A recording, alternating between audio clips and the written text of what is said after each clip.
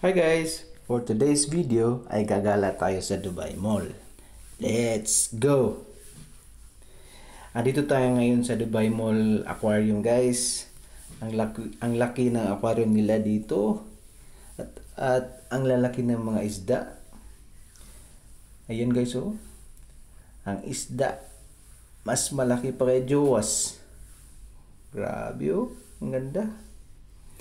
Tapos ang entrance naman nila dito guys ay nasa 127 ata AED per person.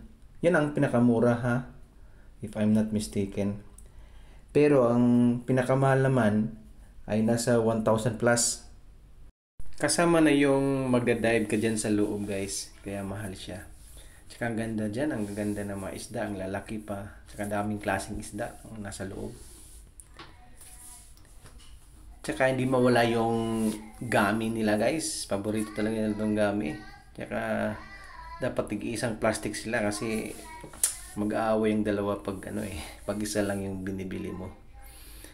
At si Janina naman, ang paborito niya ang lollipop. Yan, para tatahimik. Humingi pa ng gummy. At ngayon guys, andito tayo sa labas naman ng Dubai Mall. Yan na yung Burj Khalifa guys. Ang ganda oh. Medyo mahaba yung video natin dito guys.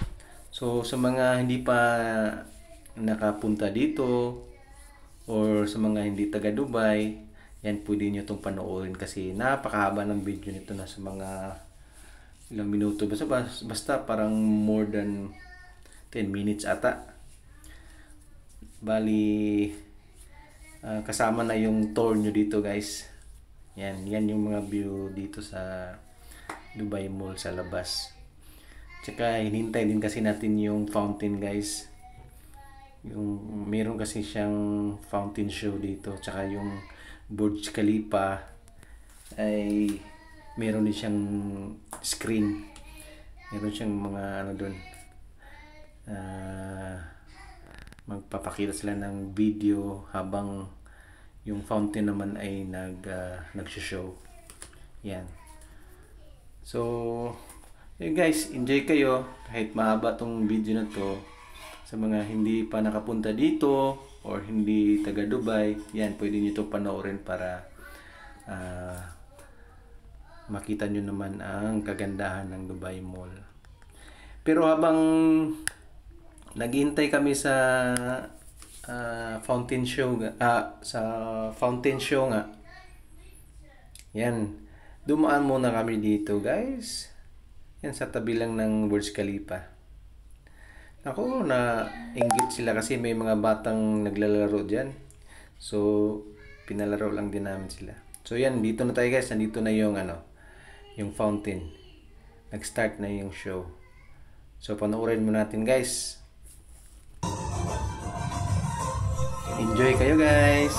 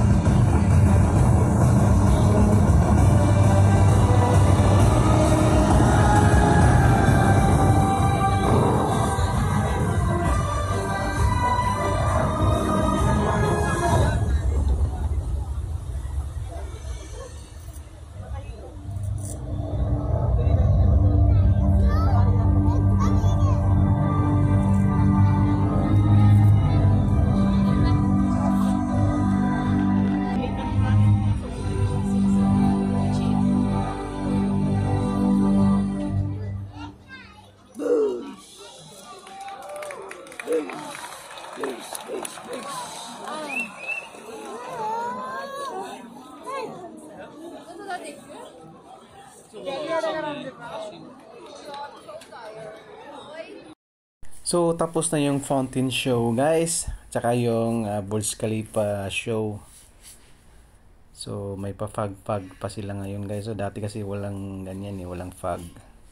Nung last na nakapunta ako dito.